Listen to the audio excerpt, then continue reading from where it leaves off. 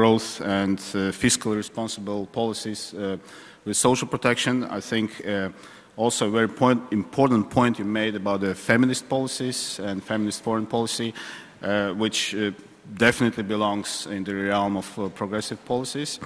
And I also very much agree with you that we as Social Democrats, we have to articulate a progressive foreign and security policy considering the menacing and destabilizing geopolitical environment in which we are living these days. So thank you very much, and certainly success for your party in elections in Sweden later this year.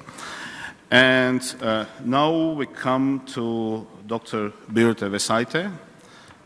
Very welcome from Lithuania.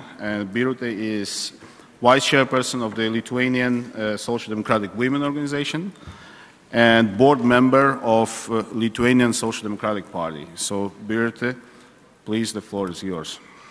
Thank you very much. I'm very pleased to be here with you, with our Social Democratic family. Of course, on the whole of Europe, we see a shift to the right and to the right populist parties. The left share of the voters had diminished. Today, populism seems to be firmly back on the agenda. Populists try to inspire and mobilize frustrated and excluded groups, mobilize will of the people against establishment and elite. The shift to the right is because of the traps of challenges of globalization, the poverty of society, and also the big inequalities in it. And of course, because of threat of terrorism and immigration. We observe a certain fragmentation of left and weakening of social democratic parties and even erosion of democracy. And also it serves more the right-wing parties than the left, these phenomena. A lot of people have gained from the globalization, but there are the losers too.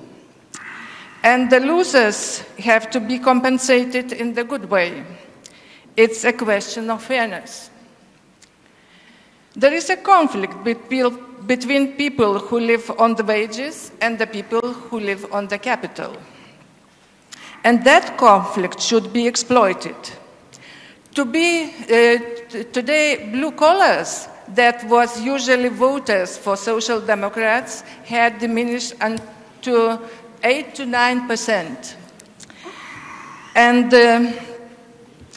the huge majority are wage earners. The gap is even bigger the digital the economy becomes. It was asked if we prefer Macronian way of Europe. I have another vision. The traditional Nordic European social democratic model proved to be a success story. If we are caring concern for the future of democracy, welfare state model beats everything else. This is the model that creates on average most human well-being. That is not to say that there are not much miserable people, disappointed people, but they are much more less than in other models that had been created. When it comes to human well-being, the traditional social democratic model with regulated market economy, but with high taxes and a lot of social insurance and social service that creates human well-being. Baltic countries would have to raise their levels of taxation, especially on capital and real estate, in order to pay unattended common needs and to build more inclusive and cohesive society. We have a considerable backlog of poverty, poor infrastructure, The states that have lowest taxes have nearly no access to education, healthcare, infrastructure, and even economy, and sometimes no hope. This explains why taxes are the price we have to pay for the being in a civilized society. Democratizing capital ownership that includes different forms of management, how companies are owned and run, this is the idea for the future. The topic for ownership to be put on social democratic agenda. We have very good examples in Sweden. It can be done. There are a lot of examples where it works, but there are a number of issues of mental blockage too.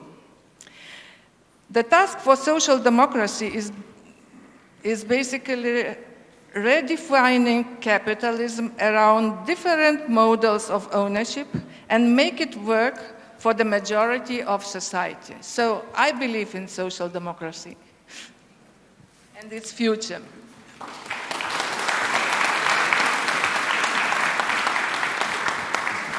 Thank you very much, Birute, and thanks to all of our